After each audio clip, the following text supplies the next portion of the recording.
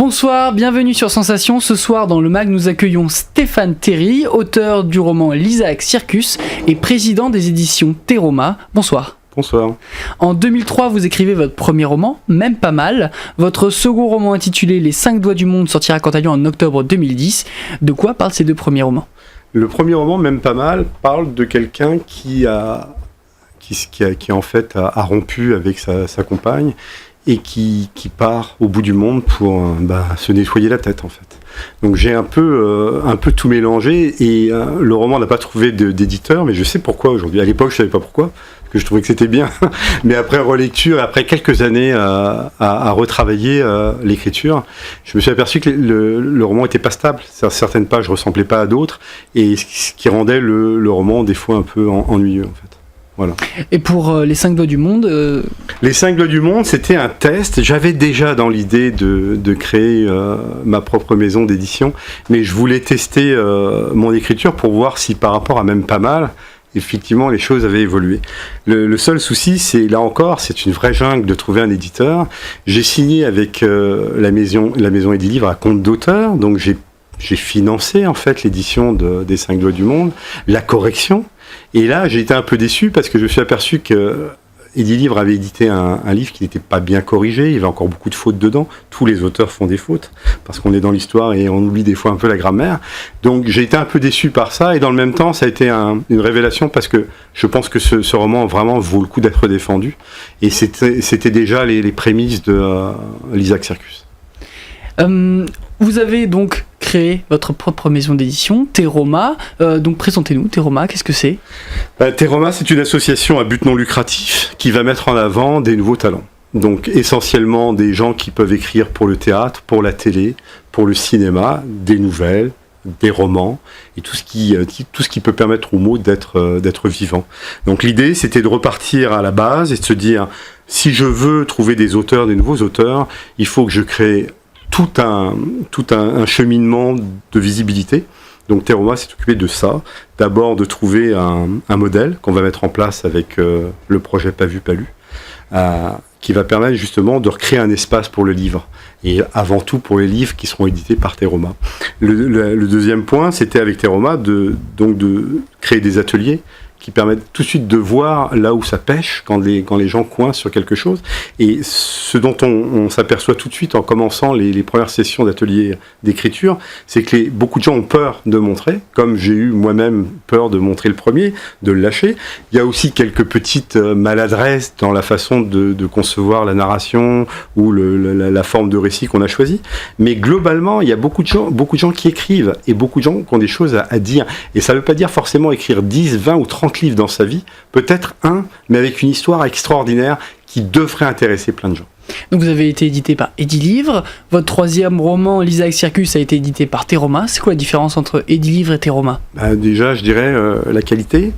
On a une mise en page qui est soignée, on a une couverture fantastique qui a été faite par une vraie illustratrice, qui a un talent fou, qui travaille pour de très grandes marques et qui est abordable. Donc on a réussi à recréer un schéma d'appro avec un imprimeur qui nous a fait des prix très compétitifs. Et maintenant, la grande surprise, c'est la distribution. Et on s'aperçoit que on se heurte à quoi ? Le manque de notoriété crée le manque de business. En fait, les libraires voient le livre, disent on va le lire, et puis une semaine passe, 1 mois, 2 mois. J'imagine bien qu'un libraire ne peut pas lire les 180, ou je crois que c'est 100 000 ou 80 000 livres qui sortent par an. Donc c'est très difficile de dire je vais vendre mon livre en librairie quand vous n'êtes pas passé à la télé, quand vous n'êtes pas connu, quand vous n'avez pas un support de communication. Donc c'est là-dessus qu'on va travailler maintenant. Et en fait, l'Isaac Circus sert de laboratoire pour tous nos auteurs de demain. Voilà, on essuie les plâtres avec l'Isaac Circus. Et justement, l'Isaac Circus, sorti le 21 juin 2018, de quoi ça parle ? L'Isaac Circus, c'est l'histoire d'un petit garçon qui s'appelle Achille, qui a 14 ans, qui est fou amoureux d'une petite voisine, mais qui a un problème terrible, il est en guerre contre tout. Il refuse son environnement, il vit dans une cité, c'est plutôt HLM, c'est plutôt pauvre, tout le monde est démuni, tout le monde court après justement la fin de mois, et il se bat contre tout. Et sa petite copine, lui, elle, a une vision complètement opposée. Elle regarde tout ce qui est beau et tout ce qu'ils ont, malgré le fait qu'ils soient démunis.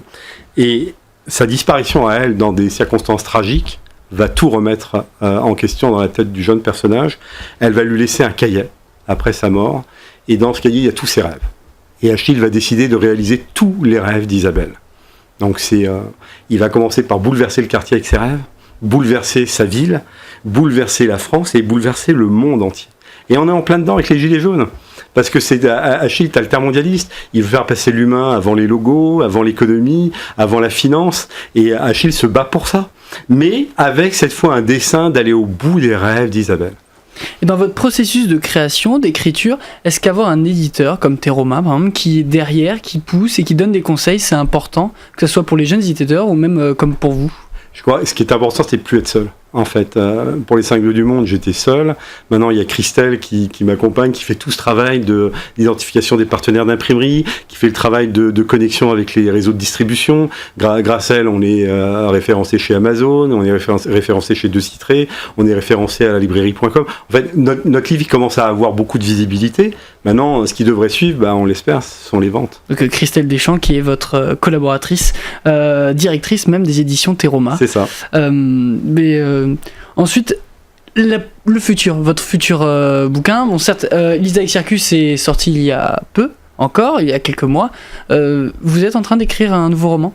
Oui, j'en écris 2 en fait. J'en écris un qui s'appelle La méchanceté de René Brague et qui va traiter du rapport des fois difficile entre une mère et sa fille et qui peut amener jusqu'à la destruction complète d'une famille et peut-être même de 2 ou 3 générations, tellement les heurts ont été violents et les blessures sont profondes et tellement elles ont bouleversé l'individu qui en a été la victime.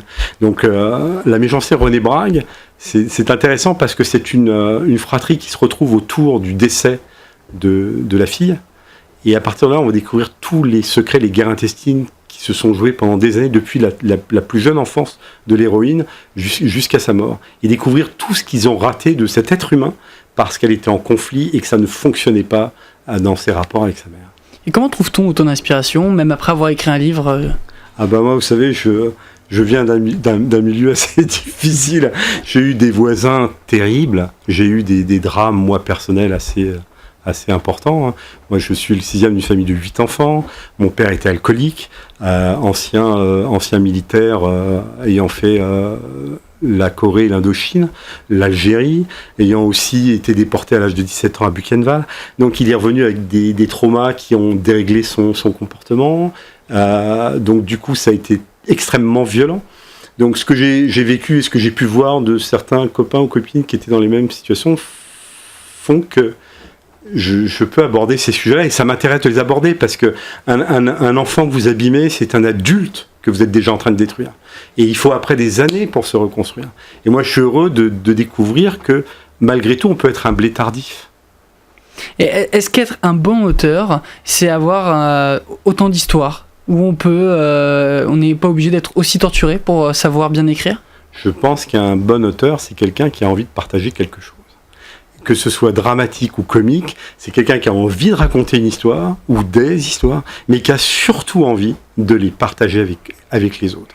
Et ça, pour moi, c'est le fil conducteur. Et moi, j'ai toujours eu envie de partager mes rêves, mes utopies, mes drames, mélanger tout ça. C'est comme ça qu'on fait quand on construit un livre. On mélange un peu tout ce qu'on a rencontré, tout ce qu'on a aimé, tout ce qu'on a détesté, et puis on essaye de façonner des personnages.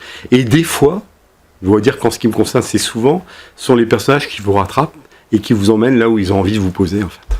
Encore faut-il savoir raconter cette histoire. Est-ce que l'écriture, c'est inné ou ça s'apprend ? L'écriture, je pense que la musicalité, elle est propre à chacun. Et je le vois à travers mes élèves, les styles sont complètement différents. Et ils sont toujours très intéressants parce que vous les confrontez forcément au vôtre. Donc moi, je confronte ce que je lis de mes élèves avec ce que j'écris. Mais je ne veux pas dire que quelqu'un soit plus mauvais ou meilleur que moi. C'est toujours différent. La seule chose qui me permet, moi, de dire, aujourd'hui, je peux continuer à écrire des histoires abouties, c'est que je suis formateur et consultant en communication. Donc j'ai appris à écrire, j'ai appris à jouer avec les mots. J'ai en plus fait une école d'écriture filmique à Hollywood. Donc j'ai appris d'abord à écrire pour le cinéma, donc mettre des mots sur des images pour que les gens puissent voir une image à travers chaque ligne de mots. Ça m'a aidé énormément. Mais j'avoue que quand je regarde mes élèves et que je lis ce qu'ils me fournissent à chaque atelier, je suis toujours très content parce que chacun a une musicalité, a une sensibilité, et c'est ça qui ressort dans un livre. Et donc, la diversité. Oui. Donc d'ailleurs, juste un petit conseil pour les futurs auteurs ou pour les gens qui veulent se lancer, un petit mot à leur donner. Je sais que beaucoup de gens écrivent en cachette. Il ne faut pas avoir peur de montrer ce qu'on a fait. Là, je vois un élève ce soir, j'ai rendez-vous avec lui, Eric, il est adorable, il est gentil, mais il a peur de me coucher sur le papier, de rendre public ce qu'il a écrit. J'ai passé 3 heures cet après-midi encore à lire ses écrits, c'est fantastique. Et il faut qu'il soit publié, et nous le publions. Stéphane Terry, merci beaucoup d'être venu. Je rappelle que vous êtes l'auteur du roman L'Isaac Circus et le président des éditions Teroma. Merci d'être venu dans le mag. Vous trouverez toutes les informations concernant Teroma et l'Isaac Circus ainsi que le podcast de cette émission sur notre site et notre application Radio Sensation. Je vous remercie beaucoup.